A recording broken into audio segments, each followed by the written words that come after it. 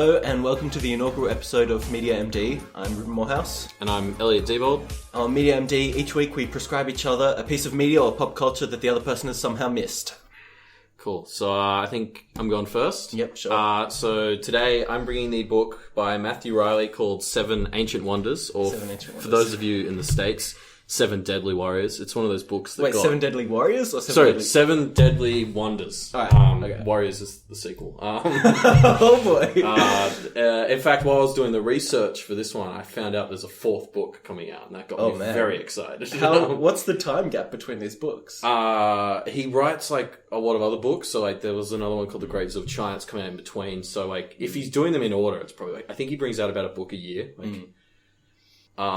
But anyway, yeah, it was one of those books that got renamed when it went to the States. Like I think the first Harry Potter had that done. So is he an Australian author? Yeah, he's Australian. Yeah. He's from Sydney.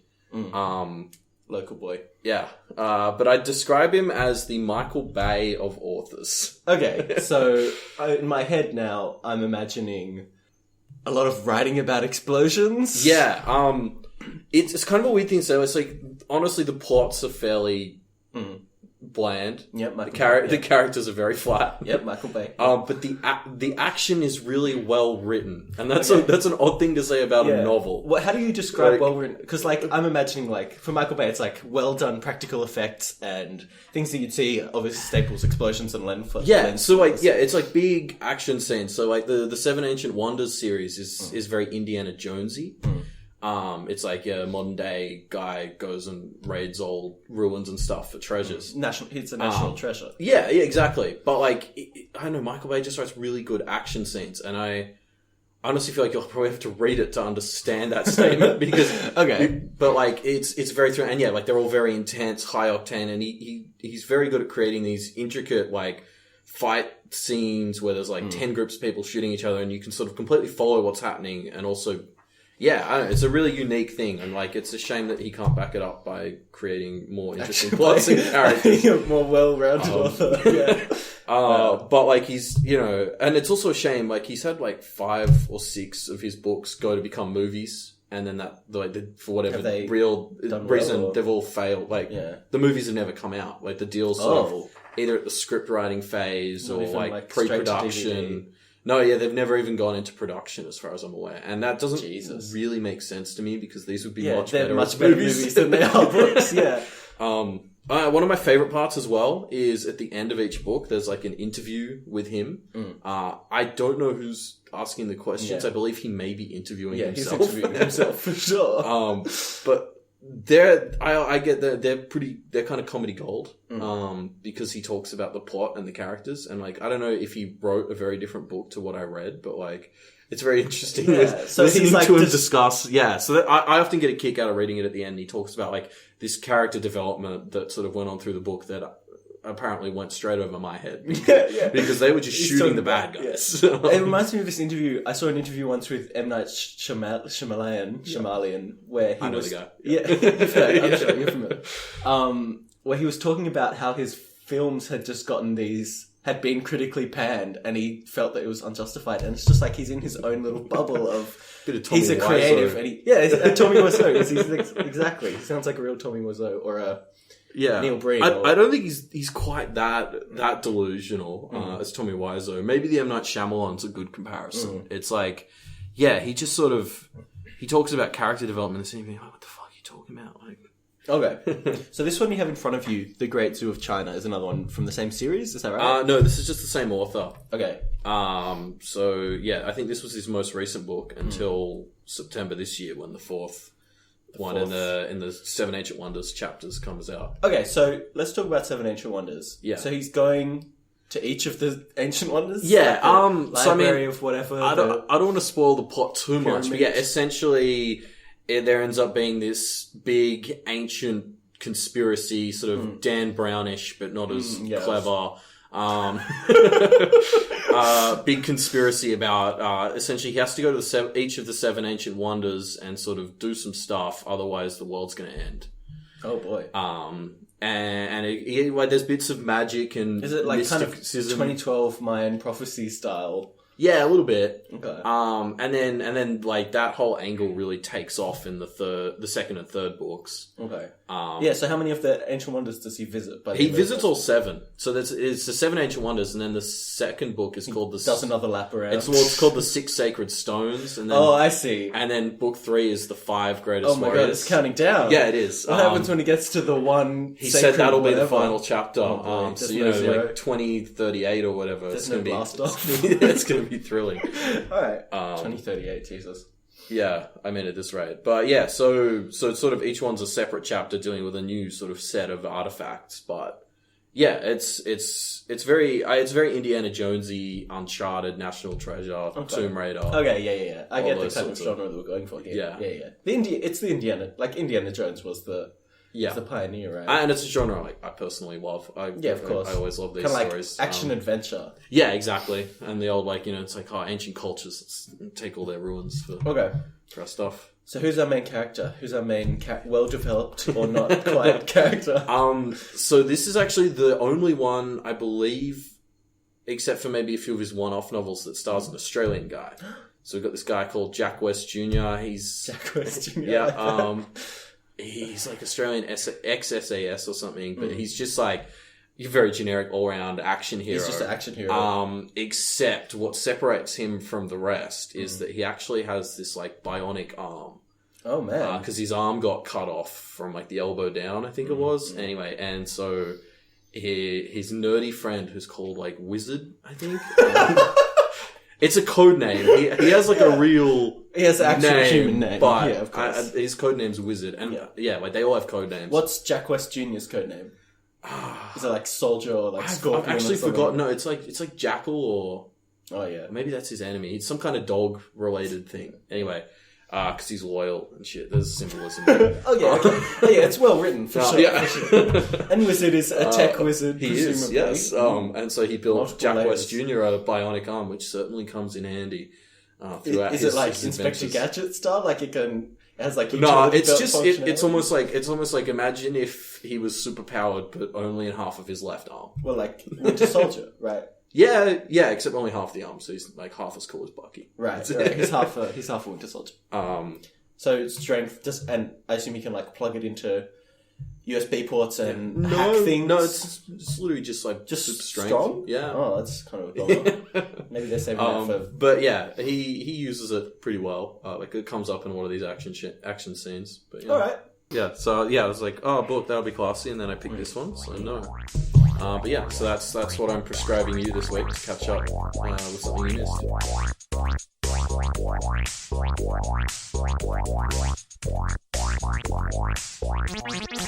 And we are back. There's the sound effect. Thank you. God. So 7 Deadly Wonders.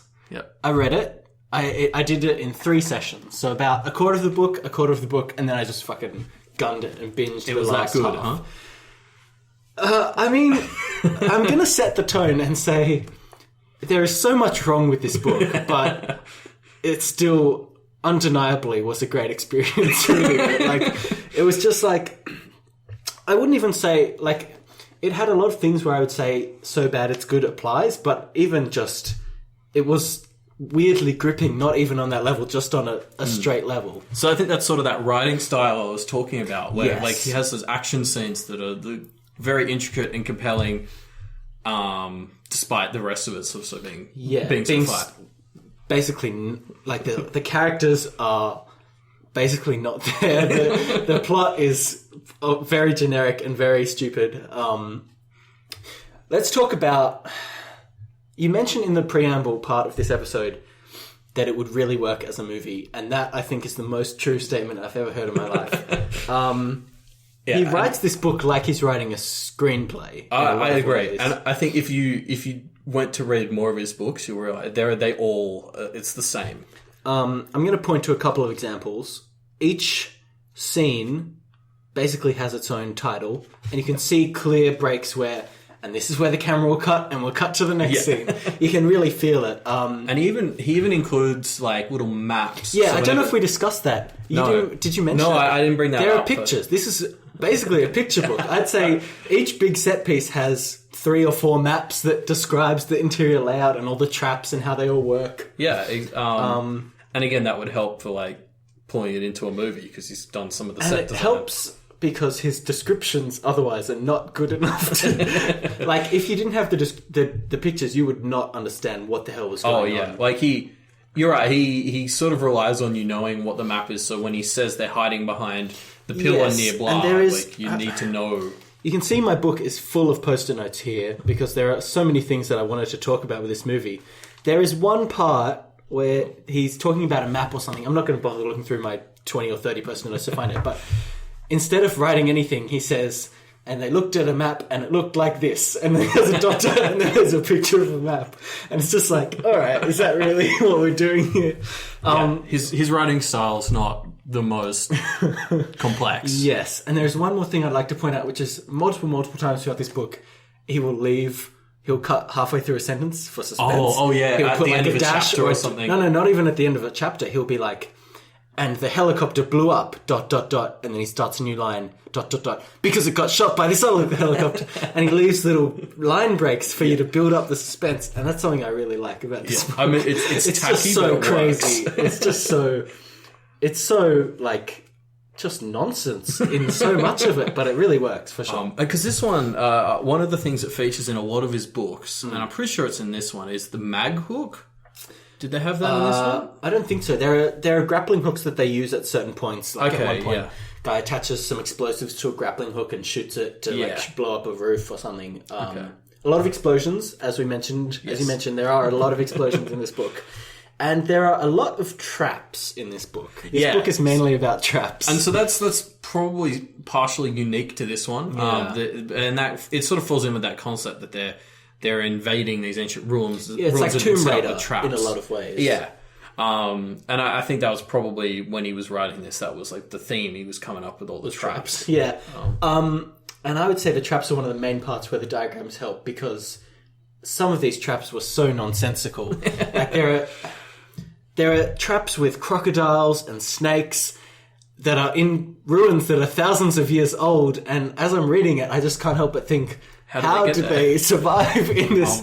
He must have created all these mini ecosystems that just somehow funnel crocodiles into these traps. Very complicated. My favourite part, maybe I've just forgotten this explanation because I haven't read the book for quite a few years, but... So, essentially the plot is they need to get all the parts of the capstone. They need to find these 7 golden parts of the Great Pyramid of Giza, which was sitting at the top of the Great Pyramid, and then they use it to conduct this ritual. Yeah. Which can either be done to save the world or to attain ultimate power, basically. Yeah. And yet, all of these parts were hidden behind deadly traps, meaning that it was quite likely no one would be able to get them, and thus the world would end. Explained. Presumably, it's kind of... So this was built by, in part, Alexander the Great, and in part, some pharaoh, Imhotep III or something, I can't remember, but presumably what they were thinking was, in 2,500 years' time, because it works on this 2,500 year cycle, or 3,000 years, whatever it is, in that amount of time, we'll still be around and we'll be able to collect all the pieces, but we don't want anyone else to be able to do it unless we specifically have told them to do it. Yeah. We don't want anyone but our followers to be able to do it. And that brings up something else that I'd like to talk about, which is that he takes a lot of creative license with making up this cult, the cult of Amun-Ra, then injecting it into the Freemasons, followers of it. The Catholic Church, it's revealed, shockingly in this book, is just a front for Egyptian worship, which was one of my favourite parts of the book. I mean, that was sort of where I brought that Dan Brown comparison. Yes. Previously, yes. It's a bit of a Dan Brown trope as well. It's like, this big ancient society that's hundreds of years old. You thought this is what it was about? Well, it's about some sort of paganism. The Catholic Church is not actually about Catholicism. It's and it even says thinly veiled in the book, thinly veiled Egyptian worship, and they point to one example which can support this. Jesus kind of shares some similarities with blah. And I mean, I'm not a religious man, and I know that, a lot of Christmas can be traced back to a pagan holiday and blah, blah, blah, but even so, it's he takes it pretty far, doesn't he? Because what's then interesting is, Jesus is actually a central part of the plot of the third book. That's pretty weird. Yeah. And it starts to become a bit convoluted by there, and again, it's been quite a while since I read that book, but I think that's one of those situations where he just tends to forget how much he pretended like Christianity wasn't a thing in the first book, and it just is again in the It's just suddenly it's a thing again. But I mean, a bit of a spoiler for the third one, but it's about the 5 greatest warriors, and so they have to go find these things in the tombs of the 5 greatest warriors. And who are the 5 greatest warriors? So Jesus is one of them, of course, because the known for his sword fighting ability. Jesus. Well, so the term warrior turns out to be a very loose translation. Right, they just mean powerful people. It was like it essentially becomes the 5 greatest people in history. So I think Genghis Khan is another one. Okay. King Arthur. Okay. And then the thing that turns out... Wait, who's the other ones? Well, come on. I can't remember one, but the fourth one ends up being Jack West Jr. What? No, it doesn't. At the end. They can't figure out who the 5th one is. But Jack West Jr., we should point out, if anyone is not following along, is the protagonist of the series. Yes, yeah. So it turns out he was a chosen one all along? Essentially, yeah. So the 5th... I keep saying the 5th and 6th book, because they're 5 and 6. They're counting down. Second and third book establish a lot more that even before this capstone thing, there's a lot more to that, and there was like an ancient advanced, like probably comparable to like the Atlantean race. Right. This advanced one that set up all these rituals and all this magic. Right, okay. And they apparently had the ability to see the future. Well, now I just really want to read the other books. Yeah. But we'll get to those maybe in a later episode, maybe not on the podcast at all. It's more of the same. So if you... I definitely want to read it then. One thing I'd like to talk about is, you said this was his first book that features an Australian protagonist. I think so, yeah. This book, and the ending in particular, I don't know if you remember. Oh, yeah. Is very pro-Australian. It is. In a way that I, as an Australian, very much enjoyed. And I remember somebody like reading a discussion once about why his movies why his books never became movies. And part of that was like, so a lot of the other books really pander to the US. So it's like, it's the same character as Jack West Jr. Like, it's but just with a different name. Yeah, it's a US Marine, and it's all very pro-US. And, like, I remember somebody, like, reading something where somebody was saying that they thought he was doing that because it's easier to get Hollywood to buy into it if it's very pro-US. For this book, he's just like, fuck it, I'm going back to my roots. Yeah, and even the latest one of those, so it's the Scarecrow series, is the one where it's the US Marine, who's basically the same character. And in the latest one of those, it actually... But his left arm is bionic instead of his right arm. It goes very anti-US in the 4th book in that series, and I think that might just be the point where one of his movie deals went down. He's like, screw it. Screw the US, screw Hollywood. I'll show them what I really think of them so that's one through the lens of Scarecrow. Yeah, I forget the name of that book, but it's like China versus the US is the driving thing, and the US team of Marines that go there, they eventually decide that they're siding with China on this one, and sort of stop. There's a plot by the US to like kill everyone in China. So now in this book, the US are one of the main groups of villains, the other being Europe / the Vatican. Yes. So this book is Jack West Jr. and his team are kind of outside of... There's Europe and America fighting for competition. Like mini conglomerate. And then there's just a couple of other countries, Ireland, Iran, and... New Zealand, Australia. New Zealand, yeah. And they just kind of have their own little... They don't want anyone to get this superpower. Yeah. So that at the end of the book, it's a fight between Europe and America to see who's going to control this magical power that will give them dominance over the world for the next 1,000 years or whatever. And Europe is knocked out of the race, and it seems like America's going to come in, and then Jack West Jr. comes in. And at the end, it's revealed that Jack West Jr. tricked them into doing the ritual for Australians. Yes. And so now, at the end of the book, there's a quote from Jack West Jr. where he says, I mean, they're talking about how Australians basically are now superpowered. It's more like... In terms of like a combat with another nation, like Australians are sort of invincible through like, I think they go into it more. Maybe I thought it was at the end of this book. It might be the next one, but it's like when all the Australians fighting in the Middle East, it's like whenever they're about to die, it was like the bomb just wouldn't work or the enemy's guns would jam. Yeah, so there's a scene in here, and he might retcon how exactly the powers work, but Jack West Jr., the thing happens, and then Jack West Jr. is an Australian, so he has this power. And someone is about to shoot him, and he makes the gun explode. Okay. And it doesn't shoot him. Yeah, so they definitely don't have, like conscious superpowers like that. Yeah, but in this book, it seems like they really do. And so it ends with Jack West Jr. talking about how Australians are not a warfaring people, and so it's fine. It's for the best that they have this power. and they won't know about the power. They won't know that they can make guns explode, but they can do it secretly. And so it's a very weird ending where it's just kind of Matthew Reilly being like, yeah, suck it. Australians are the best. We're the best country, and now we're superpowered. It gets even better. So the first chapter of the next book is, it turns out that on the exact opposite side of the world to the pyramids of Giza, like through the earth on the exact opposite point. Okay. In the Easter Islands, there's an underground pyramid with a dark capstone, and a year later they do a spell there, and it undoes the spell from the first book. So he just sort of, in the first chapter of the second book, immediately just undoes.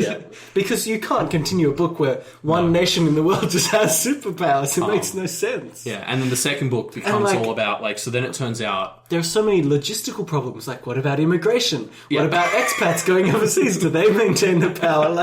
What happens? Or is it just indigenous Aborigines? Is it just... Yeah, because Jack West Jr. is a white man, presumably. I don't think it might be explicitly said, but... I think he is, yeah.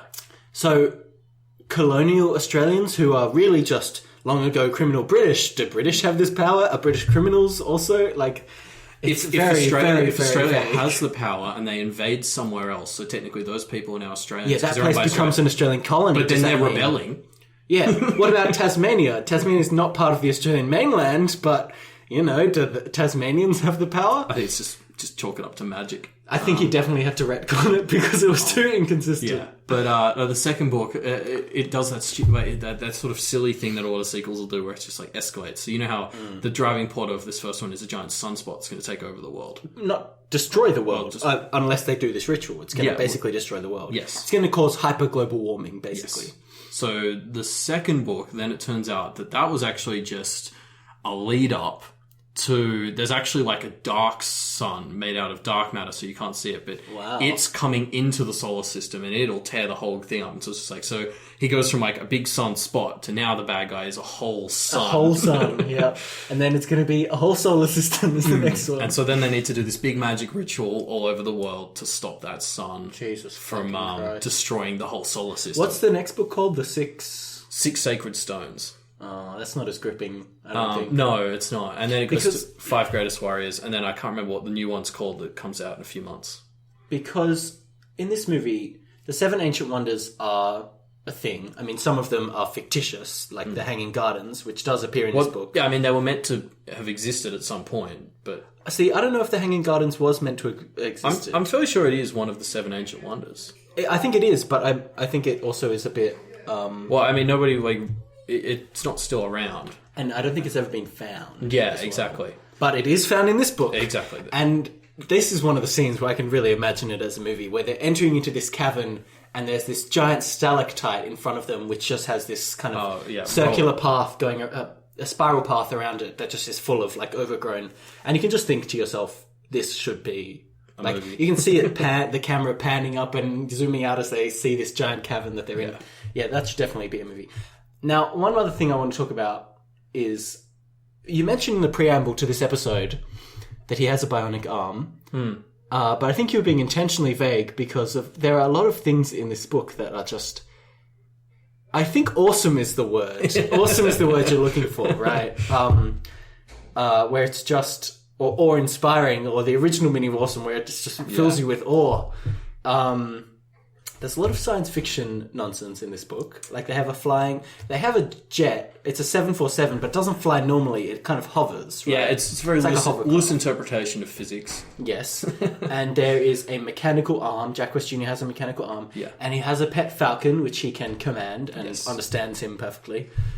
There are a lot of nonsense things. I want to talk about how he lost his arm, which is that I tried to get my sisters to read this book, and that was the point where they stopped. When he lost his arm, that's interesting. That was where they were like, this book is terrible, because it's about one chapter in from memory. I think it's one or two chapters in they describe how he lost his arm, and it's insane.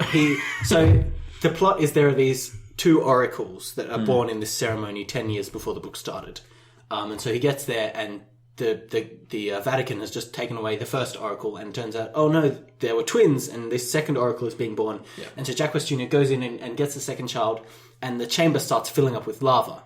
and he notices that there's a button behind some lava that he has to push. And so what he does is he grabs his hand and he reaches in through the lava and pushes the button as his hand gets burnt off and is melted off, and then he's getting built a robotic arm later. But that's not interesting because he's just reached through lava to press a button. And there's just a lot of scenes like that where nonsense happens, but it's just so... It's so engaging to read about this nonsensical thing happening that you just can't put it down. Yeah. I think I also said that the bionic arm gets used a lot, which no, that's a lie. That's a lie. Yeah, there is one scene where he uses it to punch a dude, and the dude is just like, "Oh, fuck you," and punches him back. Yeah, but I think that's the only time it's ever explicitly referred to. So there's a scene. I think I was thinking of a scene that must be in the second book, and it's with Jack West Jr.'s father, who's the Jack West Sr. Yes, who's the bad not guy mentioned in this book. So he's the bad guy in the second book there. Mm-hmm. So I'm clearly showing the years since I've read it. So I don't know if you want me to spoil too much what happens in this scene. Do it. So his father essentially crucifies him on a rock. Jesus fucking Christ, this book. So there's a hole in the ground that's the same size as the rock. He's on like a square rock. Okay. And so they put him on the side facing the hole, and they push the rock and so it's down into the hole. Yeah, so it fits perfectly in the hole, and the rock's just going to squish him. And so eventually they think he's dead for like a quarter of the book, and then eventually he comes back, and like what he did is because they put it through his robotic hand because his dad like either forgot or didn't know that he had a robotic hand. It's pretty obvious that he's got it, right?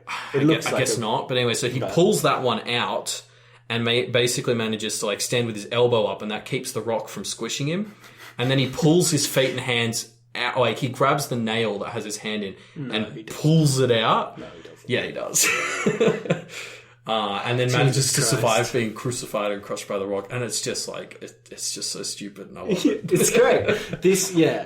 See, in some ways this book is so bad it's good, and then in other ways it's just very engaging because of how absurd it is and how it doesn't take itself seriously, thank fucking God. Because if it did, it would be a disaster. And so I think that's where the interviews come in at the end, because the interviews give you a bit let's talk about these interviews. They give you an insight into Matthew Reilly's brain, don't they? Yeah. Well, it's interesting because you would think from those interviews that he takes himself quite seriously, but the book doesn't give you that impression. Yeah, it definitely doesn't, because like the book knows that it's almost a popcorn book. Yeah. So one of the questions here is, what did you try to do differently with this book? And his response to the question that he's presumably asking himself is that he wanted to create... He says, "For me, the key difference between Seven Deadly Wonders and my previous books is the theme of family in it." And of course, I guess that's loosely into that, because these kind of international conglomerate of nations have each sent one or two people, and they kind of become this ramshackle family. Yeah. But it's clear that he is taking that far more seriously than anyone else does in the book. But yeah, I don't know how to describe this book. If I had to sum it up in one word, I would say this book is insane. No, awesome. Awesome is the one word you need. Awesome. Okay. This is definitely an awesome book. It's terrible, but it's amazing at the same time. And so I would give it a 7.5 out of 10, maybe. Yeah, I think a 7.5 out of 10 is justified here. It's worth experiencing, I think. A Matthew Reilly book. I don't know if you have to read all of them. I mean, I don't know. I think everyone should read. Give my stamp to any of the other ones, but this one is just fucking balls to the wall crazy. Yeah, loved it.